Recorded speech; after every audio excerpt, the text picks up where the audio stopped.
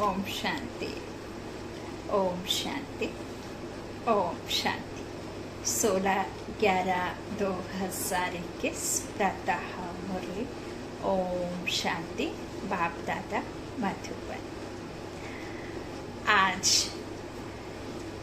शिव बाबा ने शिव शक्तियों से मुरली के महावाक्यों में कहा, मीठे बच्चे, ज्ञानवान बनो तो धनवान बन जाएंगे। जगदम्बा ज्ञान ज्ञानेश्वरी ही राजराजेश्वरी बनती हैं। प्रश्न है, बाप को अपने बच्चों पर तरस पड़ता है, इसलिए श्रेष्ठ तकदीर बनाने के लिए कौन सी श्रीमत देते हैं? बाबा ने उत्तर में कहा, मीठे बच्चे, सिर पर जो पापों का बोझा है उसे मौत के पहले याद की यात्रा में रहकर उतार दो।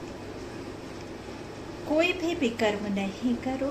बाप आए हैं तुमको जमघटों की फांसी से छुड़ाने, इसलिए अब ऐसा कोई कर्म नहीं करना।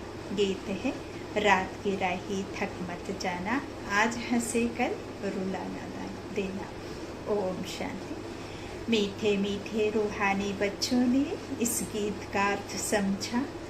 बाप आए हैं भक्ति रूपी रात का विनाश कर दिन स्थापन करने, क्योंकि बाप को ही बुलाते हैं, हे पतित पावन आओ।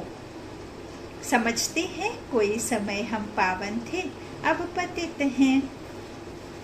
चीज वह मांगी जाती है जो पहले थी अब नहीं है। तुम बच्चे जानते हो, पवित्र देवी देवताओं की राजधानी थी, ज्ञान ज्ञानेश्वरी ही फिर राजराजेश्वरी बनेगी। जैसे जगत अम्बा लक्ष्मी अलग अलग है, लक्ष्मी को कभी जगत अम्बा नहीं कहेंगे। जगत अम्बा तो यहाँ है ना, तो वहाँ कैसे हो सकती है? तो उसे लक्ष्मी को जगत अम्बा नहीं कहेंगे। लक्ष्मी को उनके 2 बच्चे ही मातेश्वरी कहेंगे।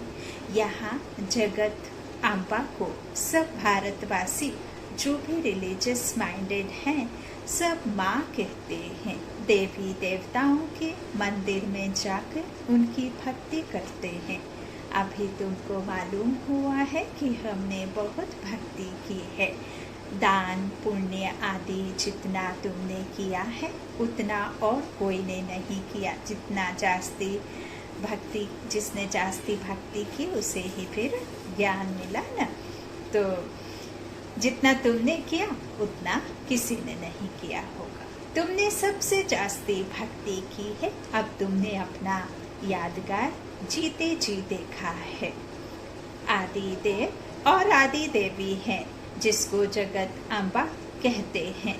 आदि देव कौन और आदि देवी कौन है ना? माँ सरस्वती जगत अम्बा है ना? और आदि देव ब्रह्मा बाबा है ना? तो प्रजापिता ब्रह्मा और जगत अम्बा तो आदि देव और आदि देवी हैं, जो शुरू में आएंगे है ना, देवी देवता के राज्य में। तो जिसको जगत अम्बा कहते, अभी तुम जानते हो जगत अम्बा धनवान बनती हैं, तुम उनके बच्चे हो ना। लक्ष्मी बनती है ना, तो तुम उनके बच्चे हो ना। अब तुम पढ़ रहे हो, वह है गॉडेस ऑफ नॉलेज। उस नॉलेज से कभी राजा रानी नहीं बनते हैं। तुम जानते हो हम आत्माएं शिव बाबा के बच्चे हैं, और यह है प्रजापिता ब्रह्मा। शिव बाबा इन द्वारा नई दुनिया की स्थापना कर रहे हैं। गाया भी हुआ है ब्रह्मा द्वारा स्थापना। यह अच्छी रीति समझकर धारण करना है। कहते हैं ना, शेरनी के दूध के लिए सोने का बर्तन चाहिए। यह ज्ञान भी है सर्वशक्तिमान परम पिता परमात्मा। तो इस ज्ञान के लिए शुद्ध बुद्धि, स्वच्छ बुद्धि, सोने की बर्तन चाहिए ना। आत्मा शुद्ध करने आए हैं पतित पावन बाप, हमें तमो प्रधान से सतो प्रधान स्वच्छ बुद्धि बनाने आए हैं। 24 कैरेट का गोल्ड है ना, प्योरिटी लाने के लिए। तो परमपिता परमात्मा का। तो उसके लिए भी बुद्धि रूपी बर्तन सोने का चाहिए। नई दुनिया में आत्मा और शरीर दोनों सोने के बनते हैं, है ना। ऐसे पतित शरीर नहीं होता, पावन तन होता है, पावन आत्मा होती है ना, पुण्य आत्मा, देव आत्मा।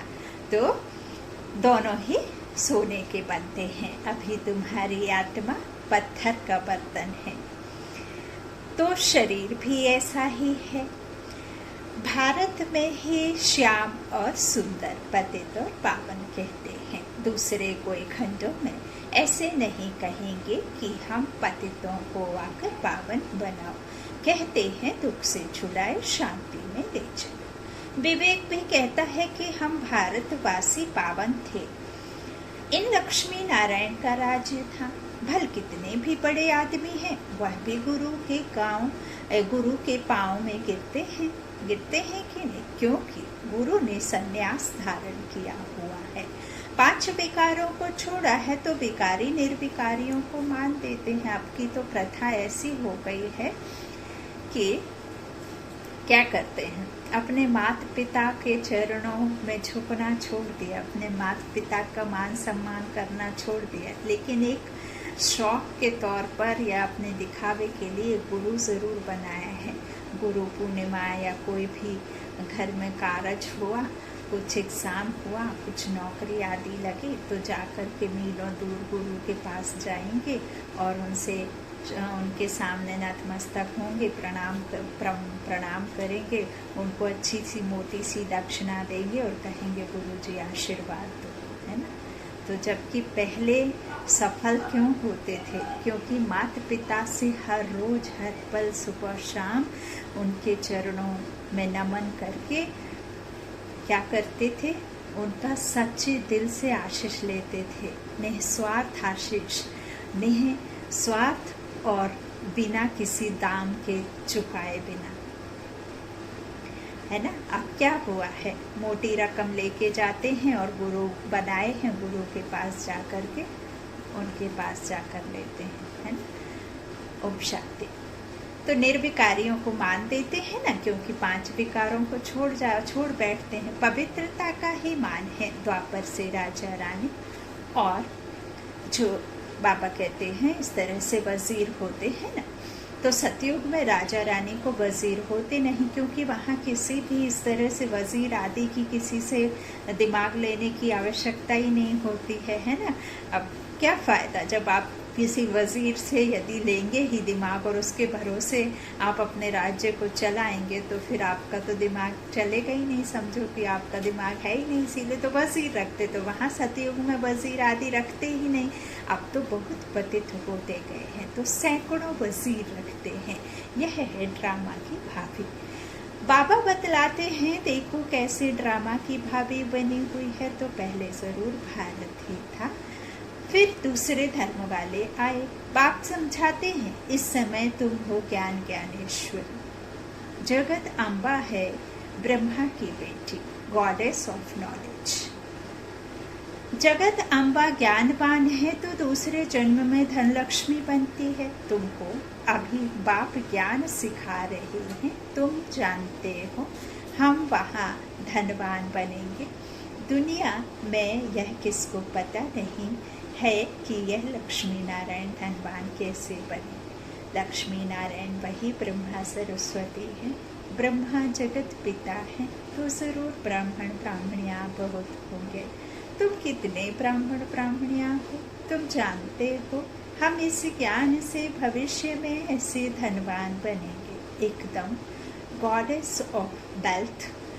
इनसे अधिक वेल्थ किसके पास हो नहीं सकती, इसलिए गाया जाता है knowledge is source of income. जज, बैरिस्टर आदि नॉलेज से बनते हैं ना, ऐसे ही तो नहीं बन जाते बिना पढ़ाई के, बिना नॉलेज के, है ना। तो जो जिसके, लेकिन देखिए जज है, एडवोकेट है, डॉक्टर है या कोई टीचर है, तो वो जो शरीर निर्वाह मात्र के लिए वह नॉलेज लेकर के फिर अपना जीवन यापन करने के लिए या जीवन को लग्जरी रखने के लिए जॉब आदि या बड़े बड़े मर्तबे पे बैठ करके वो नौकरी करते हैं ना, तो अपने उसके लिए करते हैं, है ना।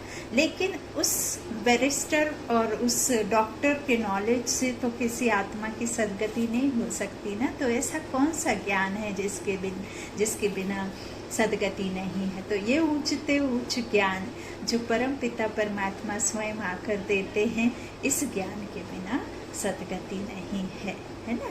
तो अब ऐसे ही तो नहीं बाबा को महिमा कर देंगे, ऐसे ही तो बाबा को याद नहीं कर लेंगे ना, जब तक एम ऑब्जेक्ट पता ना चले कि बाबा से हमें क्या मिलता है क्या नहीं मिलता है, क्यों याद करें, है ना, किस बेस पे याद करें, क्या मिलता है। ये सब चीज़ें नॉलेज जब हमें यथार्थ रीति समझ आता है कि वो ईश्वर भगवान हमें पढ़ाते हैं और वर्षा देते हैं, है ना, तो फिर हम उन्हें संबंध जोड़कर याद करते हैं।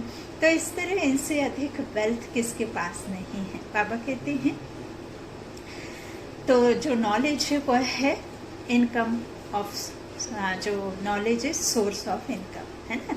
बाबा कहते हैं यह तो इनकम है ना। कौन सी इनकम है? बैरिस्टर आदि नॉलेज से बनते हैं तो इनकम है। कोई डॉक्टर को एक केस का ₹1,00,000 मिलता है।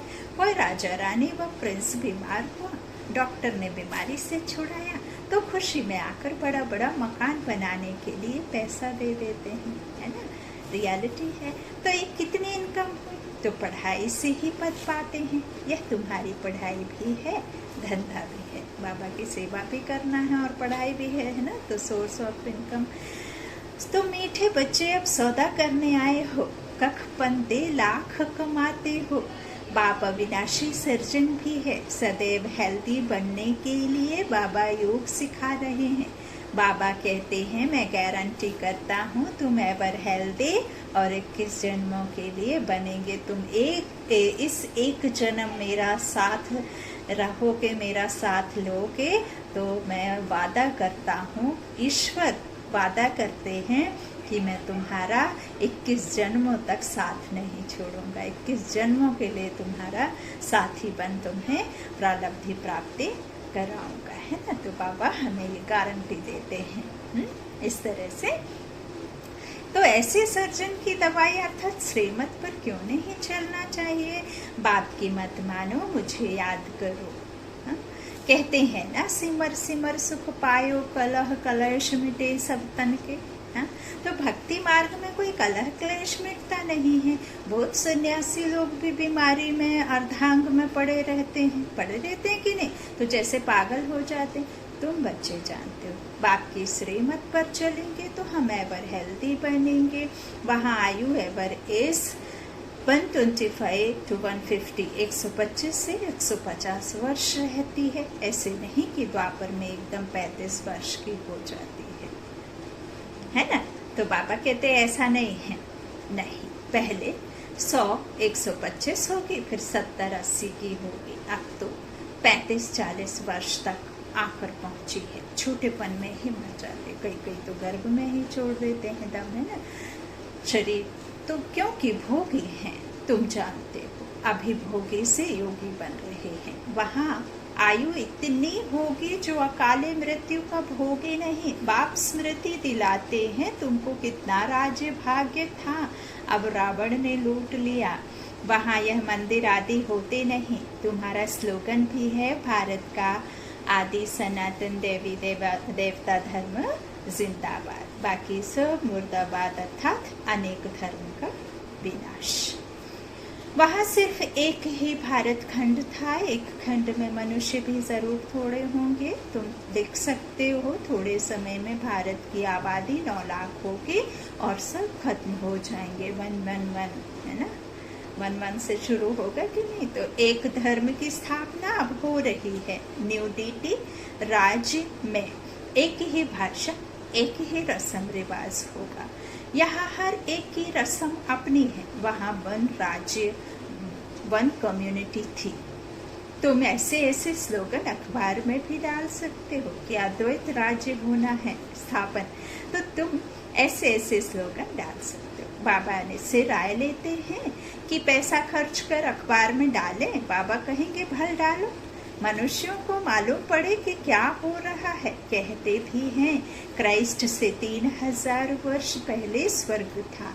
वन रिलीजन, वन कम्युनिटी थी सूर्यवंशी देवी देवताओं की। इस महाभारत लड़ाई के बाद स्वर्ग के गेट खुले थे। अखबार में डालो नाम बीके का हो, परंतु बीके तब कहला सकते हैं जब पवित्र रहे, है ना। बाप को बुलाया है, अब बाप आए हैं तो आप बाप से प्रतिज्ञा करो। भक्ति मार्ग में कितने धक्के खाए, यज्ञ तप दान आदि किया। पहले एक शिव की भक्ति करते थे, फिर देवताओं। अभी तो व्यभिचारी बन पड़े हैं। पहले अव्यभिचारी फिर व्यभिचारी बन पड़े हैं। बाबा कहते अब बाप तुमको सब दुखों से छुड़ाते हैं। बाप तुम बच्चों को नॉलेज दे कितना ऊंच मनुष्य से देवता बनाते हैं। सतयुग में तुम्हारे पास सब कुछ सोने का होगा। बाप तुमको श्रीमत दे स्वर्ग का मालिक बनाते हैं। तुम फिर श्रीमत पर क्यों नहीं चलते हो। बाप जमघटों के फांसी से छुड़ाते हैं, गर्भ जेल की सजाओं से छुड़ाते हैं। तुम स्वर्ग में गर्भ महल में रहते हो, यहाँ है जेल क्योंकि मनुष्य पाप कर्म करते हैं। वहाँ 5 विकार ही नहीं, फिर भी राजा रानी प्रजा के मर्तबे में तो फर्क होगा ना। पैसा कमाने के लिए मनुष्य मेहनत तो करते हैं ना, वहाँ वजीर नहीं, क्योंकि तुम यहाँ की प्रारब्ध पाते हो। अब पाप के अब जो पाप हैं बाबा कहते वो सब धुलने हैं ना। तो अब बाप कहते हैं बच्चे तुम श्रीमत पर चलो। मैं दूर देश से आया हूँ, पतित शरीर में, पतित राज्य में। यह है रावण का देश, तुम बच्चों को आकर वर्षा देता हूँ। ऐसे बाप की आज्ञा ना मानना, वह तो कपूत ठहरा। विकार के पीछे इतना थोड़े ही हैरान होना चाहिए। बाबा कहते हैं यह विकार दुख देने वाले हैं। पतितों को पावन बनाना यह मेरा काम है। कितना प्यार से समझाते हैं, खाओ पियो खुशी रहो। यह याद रखो हम शिव बाबा के पास आए हैं, उनसे हमारी पालना होती है। अगर मित्र संबंधियों आदि की चीज पहनेंगे तो वह याद आएंगे। पद भ्रष्ट हो जाएगा। यहाँ शिव बाबा के भंडारे से पतित पावन बाप के यज्ञ से परवरिश होनी है ना, डाकी पतित घर से। और किसी की दी हुई चीज होगी तो वह याद आएगा। उसके लिए गायन है अंतकाल जो स्त्री सिमरे। कितनी अच्छी अवस्था होनी चाहिए। गृहस्थ व्यवहार में रहते बुद्धि से समझना है कि यह सब खत्म हुए पड़े हैं। हमारा तो एक बाबा है। अब बाप की कभी माला सिमरी जाती है क्या। मैं तुम बच्चों को स्मृति दिलाता हूँ कि मुझे याद करो। तुमको बहुत बल मिलेगा, विकर्म विनाश होंगे, बलवान बन जाएंगे। यह लक्ष्मी नारायण बलवान है ना। जो बलवान होते हैं वह राजा ही पाते हैं। बाबा अपना मिसाल बताते हैं। मैंने 12 गुरु किए। किसने किए? शिव बाबा ने नहीं, ब्रह्मा बाबा ने। तो मैंने 12 गुरु किए। गुरु ने कहा सुबह उठकर 1000 मालाएं जपो। हम कहते थे कोई और टाइम बताओ, सारा दिन हम धंधा धोरी से थक जाते हैं। जैसे तुम भी कहते हो बाबा सवेरे उठ नहीं सकते। बाप कहते हैं ऐसे मत कहो, हम पवित्र नहीं रह सकते, याद में नहीं रह सकते। याद नहीं करेंगे तो विकर्म विनाश कैसे होंगे। तुमको तमो प्रधान से सतो प्रधान जरूर बनना है। यह अंतिम जन्म है, जरूर पवित्र बनो। बाप के श्रीमत पर नहीं चलेंगे तो क्या पद पाएंगे। आधा कल्प से मुझे बुलाया, अब मैं कहता हूँ पावन बनकर मुझे याद करो। औरों को भी रास्ता बताते रहो, मैसेज देते रहो। बाप कहते हैं मन मना भव, मौत सामने खड़ा है। तुमको ही मैसेंजर अथवा पैगंबर कहा जाता है। तुम ब्राह्मणों के सिवाय कोई मैसेंजर बन नहीं सकता। पतित पावन शिव बाबा आते हैं, किसमें प्रवेश करते हैं यह भी लिखा हुआ है। ब्रह्मा द्वारा स्थापना। यह समझते थोड़े ही हैं। सूक्ष्म वतन में प्रजापिता ब्रह्मा होगा क्या? यहाँ ही पतित से पावन बनते हैं। साइलेंस बल से स्थापना होती है, साइंस बल से विनाश। विनाश के कार्य में साइंस क्या करता है? सहायक है ना। और साइलेंस की शक्ति से स्थापना। तो एक तरफ कंस्ट्रक्शन और एक तरफ डिस्ट्रक्शन। तो सभी कहते हैं शांति कैसे मिले? अब आत्मा तो है ही शांत स्वरूप, यहाँ आए हैं पाठ बजाने, हैं? तो यहाँ शांत कैसे रहेंगे? जब शरीर लिया है तो शांत तो रह ही नहीं सकते आत्मा, हैं? कर्म में रहते कोई शांत रह सकता? तो वो है शांति, शांति धाम में मिलेगी, यहाँ तो दुख मिलेगा। सतयुग में सुख शांति दोनों। अब तुम बच्चे यहाँ सम्मुख सुनते हो, बाप कहते हैं पतित मेरे साथ कब ना मिले, नहीं तो ले आने वाली ब्राह्मणी पर पाप चढ़ेगा। इंद्र सभा की परी का मिसाल है ना।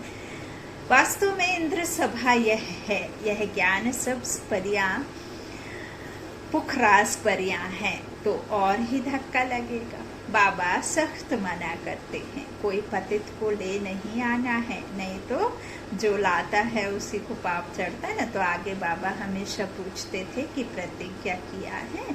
कहते थे पुरुषार्थ कर रहा हूँ, जब पक्का निश्चय हो तब मिले। अगर मिलकर बेकार में गया तो 100 गुना दंड पड़ेगा। बाप समझेगा शायद इनकी तकदीर में नहीं। बाप तो तदबीर बताते हैं तकदीर बनाने के लिए। फिर ऐसे बाप का कहना ना माने तो क्या गति होगी?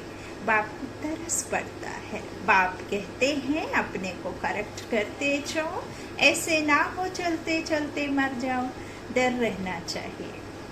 हम बाप को याद कर पापों का बोझा उतारें। अच्छा, सबके सदगति करने वाला एक ही शिव बाबा है। उनका तो फोटो निकाल नहीं सकते, उनको दिव्य दृष्टि से ही देख सकते हैं, बाकी जाना जा सकता है। अच्छा, मीठे मीठे सीखी लाधे बच्चों प्रति माता पिता बाप दादा का याद प्यार और गुड मॉर्निंग। रूहानी बाप के रूहानी बच्चों को नमस्ते। हम रूहानी बच्चों की रूहानी माता पिता बाप दादा को याद प्यार और गुड मॉर्निंग। शुक्रिया बाबा, मीठे बाबा, प्यारे बाबा, सबका साथी, सबका सहारा, मेरा बाबा, मेरा बाबा। धारणा के लिए मुख्य सार। पहला, बाबा ने बच्चों से कहा ऐसी अवस्था बनानी है जो अंतकाल में एक बाप की याद आए, दूसरा कोई याद ना आए, बुद्धि में रहे यह सब विनाश होने वाला है। दूसरा, अपने आप को करेक्ट करना है। इस अंतिम जन्म में पवित्र जरूर बनना है। डर रखना है कि हमसे कोई पाप कर्म ना हो जाए। वरदान है नंबर 1, बिजनेसमैन बन। एक सेकंड बाद संकल्प में कमाई जमा करने वाले पदमपति भव। नंबर 1 बिजनेसमैन वह है जो स्वयं को बिजी रखने का तरीका जानता है। बिजनेसमैन अर्थात जिसका एक संकल्प भी व्यर्थ ना जाए, हर संकल्प में कमाई हो। जैसे यह बिजनेसमैन एक पैसे को कार्य में लगाकर पदम गुना बना देते हैं, ऐसे आप भी एक सेकंड का संकल्प कमाई करके दिखाओ, तब पदमपति बनेंगे। इससे बुद्धि का भटकना बंद हो जाएगा और व्यर्थ संकल्पों की कंप्लेन भी समाप्त हो जाएगी। आज का स्लोगन है, जो मांगता है वो खुशी के खजाने से संपन्न नहीं हो सकते हैं। जो मांगता है वो खुशी के खजाने से संपन्न नहीं हो सकता है। और मांगने की आदत भक्ति काल की है। हम मंदिरों में जाते थे, हाथ जोड़कर खड़े हो जाते थे और जो भी चढ़ावा चढ़ाया और चढ़ाते थे। अब हमने 101 501 चढ़ाया और उसके बदले उन्हीं से मांगा, और जब हमें दिया तो अपना ही नाम लिख करके दे आए उनको। और ये दे दो, वो दे दो, नौकरी लगवा दो, फलाना कर दो, ठिकाना कर दो। तो पापा कहते हैं यह तो समझो कि मैं तुम्हारा कौन हूँ, मैं तुम्हारा बाप हूँ। बाप से कभी बच्चे को मांगना नहीं पड़ता है।